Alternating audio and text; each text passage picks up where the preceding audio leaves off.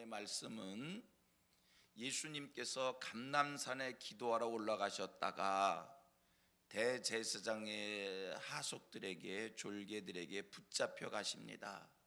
그래서 예수님이 붙잡혀서 대제사장 가야바에게로 끌려간 말씀이 28절에 설명되고 있고요.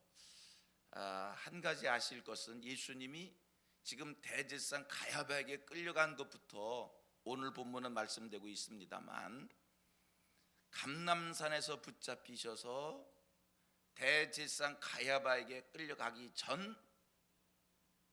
전임 대제사장 안나스에게 먼저 가셨다가 지금 가야바에게 오게 된 거고요. 그 다음 성경은 얘기합니다. 대제사장 가야바에게서 총독 빌라도에게 끌려가셔서 이제 빌라도에게 신문을 받으시는 예수님, 그게 이제 오늘 본문에서부터 설명되는 그런 내용입니다. 예수님은 총독 빌라도에게 신문 받으셨고요. 총독 빌라도에게 사형 선고를 받으셔서 소리 좀 내리세요. 요 앞에 거. 총독 빌라도에게 신문 받으셔서 사형 선고를 받으셔서 십자가에 처형을 당하십니다.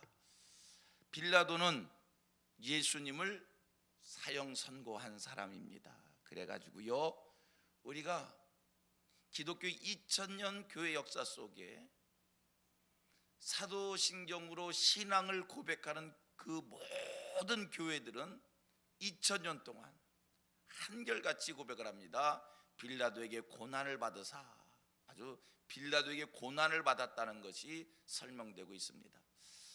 역사가들의 기록에 의하면 이 빌라도가 어떤 사람이었는가, 역사가들은요 빌라도에 대해서 아주 혹평을 합니다.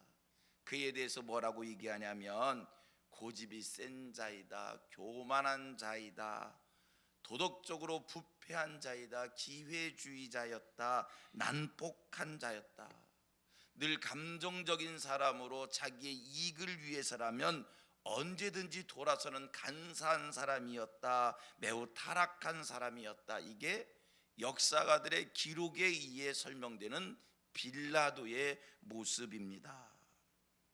그런데 여러분, 이런 빌라도도요 예수님에 대해서 뭐라고 얘기하냐면, 나는 그에게서 아무 죄도 찾지 못했다라고 극악하고 포악하고 타락한 자의 대명사로 불렸던 빌라도도 예수님에게서 죄를 찾지 못했다라고 이렇게 얘기를 합니다. 성경을 봅니다.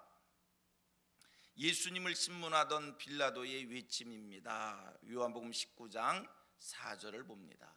요한복음 19장 4절, 빌라도가 이렇게 악한 자가, 이렇게 타락한 자가, 이렇게 부패한 자가 예수님을 뭐라고 얘기하는가? 19장 4절, 빌라도가 다시 밖에 나가 말하되, 보라, 이 사람을 데리고 나에게 나오니, 다같이 이는 내가 그에게서 아무 죄도 찾지 못한 것을 너희로 알게 하려 함이로라 하더라. 빌라도 예수를 신문하면서 발견한 게 있어요. 예수님에게서 아무 죄도 자기는 발견하지 못했다는 거예요. 쭉 내려가서 6절을 봅니다. 제가 봅니다. 대제사장들과 아랫사람들이 예수를 보고 소리질러 이르되, 십자가에 못 박으소서, 십자가에 못 박아서 하는지라. 다같이 빌라도가 이르되, 너희가 친히 데려다가 십자가에 못 박아라. 나는 그에게서 죄를 찾지 못하였노라. 빌라도가요 예수를 신문했습니다. 그리고 그의 결론입니다. 자기는 예수에게서 죄를 찾지 못했다. 그렇다면 여러분, 빌라도의 잘못이 무엇입니까? 빌라도의 잘못이 뭡니까? 저는 좀 전에 역사가들이 빌라도를 어떻게 평가했는지에 대해서 말씀을 드렸습니다. 부패한 자라는 겁니다. 타락한 자라는 겁니다. 간사한 자라는 겁니다. 포악한 자라고 하는 겁니다. 그렇다면 오늘 우리가 빌라도를 기억하는 것은 부패한 자였기 때문에 기억하는 겁니까? 간사한 자였기 때문에 기억을 하는 겁니까? 포악한 자였기 때문에 기억을 하는 겁니까? 타락한 자였기 때문에 기억을 하는 겁니까? 우리가 오늘 빌라도를 기억하는 그 배경이, 그 이유가 어디에 있는 겁니까? 분명한 것, 그는 타락한 자입니다. 부패한 자입니다. 간사한 자입니다. 자기의 이익을 구하는 자입니다. 자기의 이익을 구하는 이익이 생기는 일이라면 언제든지 배신할 수 있는 그 간사한 사람입니다. 그래서 오늘 우리가 빌라도를 악한 자로 기억을 하는 겁니까? 아닙니다. 여러분, 빌라도가 윤리적으로 도덕적으로 부패했기 때문에 오늘 우리들이 기억하는 게 아니에요. 왜 빌라도를 기억합니까? 한 가지 분명하지요. 예수를 십자가에 못 박았기 때문에 빌라도를 기억하는 겁니다. 역사가들에 의하면 최고로 악한 사람이라고 얘기할 수 있습니다. 여러분, 그가 최고로 악한 자였기 때문에 오늘 교회가 그를 기억하는 것이 아니라 왜 기억한다고요? 예수를 십자가에 못 박았기 때문에 기억을 하는 겁니다. 이 말씀을 마음에 지금 새겨두시길 바랍니다. 빌라도를 기억하는 이유가 뭐라고요? 예수를 십자가에 못 박았기 때문에 기억한다는 거예요. 또 한 가지, 빌라도에 대해서 우리가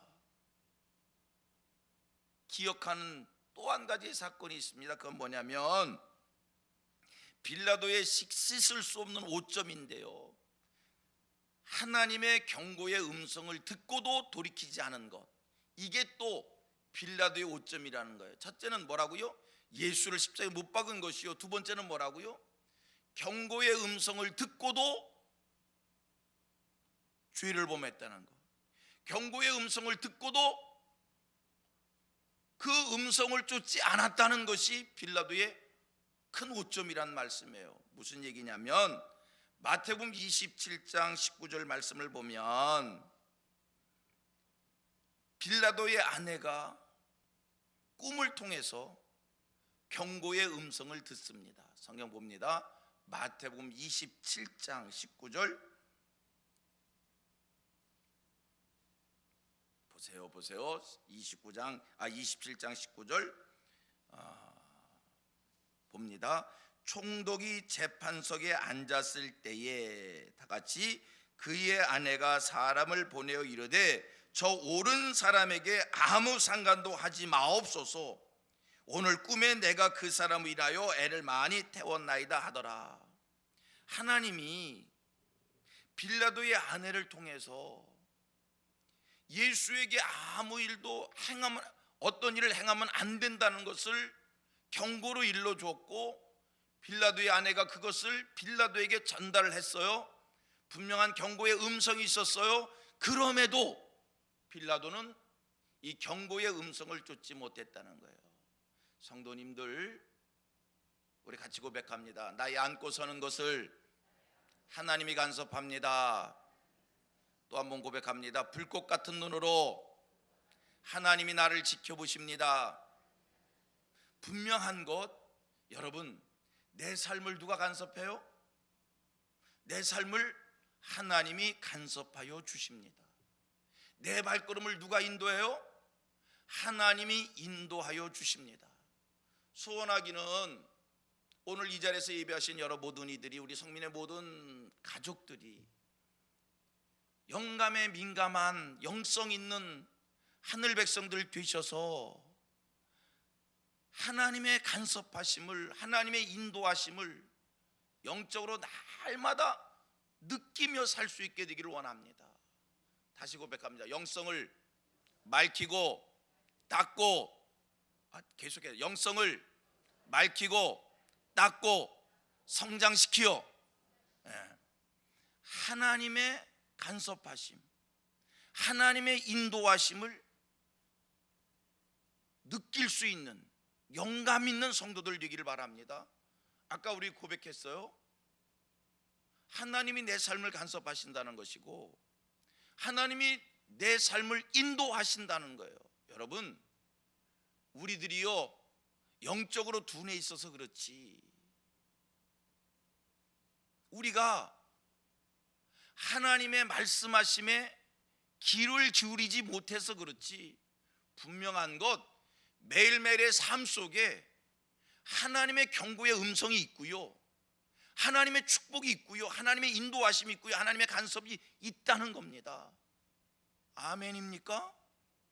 빌라도가 예수를 재판할 때 빌라도를 간섭하신 우리 하나님께서 내 삶을 하나님이 어찌 간섭하지 않겠어요? 고백합니다. 내 삶을 하나님이 간섭하십니다. 우리가 영적으로 둔해서 그 간섭을 못 느끼는 거지, 분명한 것 하나님의 이런 모양 저런 모양의 간섭이 있는 거예요. 오늘 이 새벽에 들려지는 말씀이 오늘 하루에 여러분들의 삶에 하나님의 인도하심이 있고 하나님의 간섭이 있는 줄로 믿습니다. 하나님의 경고가 있는 줄 믿습니다. 그러한 간섭과 인도와 경고가 있을 때 여러분 인도 받으셔야 돼요. 간섭을 받으셔야 돼요. 경고의 음성을 들으셔야 돼요. 빌라도의 잘못이 뭐라고요? 첫 번째 하나는요, 여러분 빌라도가 윤리 도덕적인 죄가 문제가 아니라는 거예요. 그가 부패한 것이 문제가 아니라는 거예요. 그가 완악한 것이 문제가 아니라는 거예요. 지금 우리가 빌라도를 기억하는 것은 물론 윤리 도덕적으로 깨끗해야 됩니다. 성결해야 됩니다. 정직해야 됩니다. 순수해야 됩니다. 하지만 여러분, 하나님 앞에서 정말로 무서운 것은, 하나님 앞에서 돌이킬 수 없는 무서운 심판의 대상이 될 수 있는 것은 예수를 십자가에 못 박는 일입니다. 두 번째, 주의 음성, 주의 간섭, 주의 경고하심이 있음에, 주의 인도하심이 있음에 인도를 따르지 아니하고 순종치 않고 경고의 음성을 듣지 않고 내 마음대로 행할 때 이것이 하나님 앞에서 무서운, 돌이킬 수 없는 책망이 될 수 있는 것이고요, 심판이 될 수 있다는 겁니다. 말씀을 정리합니다. 여러분, 오늘 내가 예수를 믿는다고 하면서, 오늘 내가 예수 그리스도를 통해서 죄 씻음 받은 하나님의 자녀라고 하면서 오늘 이때를 살아가면서 우리 예수님을 또다시 십자가에 못 박는 일을 범하고 있지는 않은지요? 예수를 십자가에 못 박는 그 행위는 무서운 일입니다. 책망받을 일입니다. 심판받을 일입니다. 오늘 저와 여러분이 또다시 예수를 십자가에 못 박지 않기를 원합니다. 2000년 전 예수님은 내 죄를 씻으시기 위하여 내 대신 십자가에 돌아가신 거예요. 예수가 왜 십자가에 돌아가셨다고요? 죄범한 인생들이 하나님 앞에 설 수 없기에 죄범한 인생들의 죄를 해결해 주시기 위하여 십자가에 돌아가신 거예요. 십자가에서 물과 피를 쏟으신 거예요. 오늘 우리가 또다시 죄범한 행위를 할 때 죄범한 자의 모습으로 하나님 앞에 설 수 없어요. 예수를 또다시 십자가에 못 박는 일입니다. 죄를 멀리 하십시오. 하나님의 말씀을 범하는 죄를 멀리 하십시오. 또다시 예수를 십자가 못 박지 않는 하늘 백성들 되기를 소원하십시오. 그리고 영감 있는 성도들 되시어서, 영성 있는 성도들 되시어서 주의 음성 듣고 순종하시고, 주의 경고하심 있을 때 경성하시고, 그래서 우리들의 삶이 하나님 앞에서 책망 있는 삶이 아니라 우리의 삶은 하나님 앞에서 복을 누리는 성도다움이 있는 천국 생활이 되는 이 은혜의 복이 있기를 축원합니다. 다시 반복해 드립니다. 다시 반복해 드립니다. 하나님은요, 오늘도 여러분들의 발걸음을 인도해 주고 계십니다.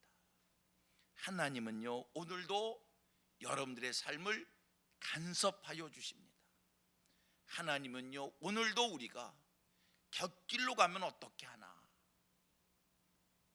해서 그때마다 경고의 음성을 들려주시고 있습니다. 하나님은 오늘도 우리를 응원해 주시고, 오늘 우리를 향해서 박수 쳐 주시고, 우리를 축복해 주시는 줄 믿습니다.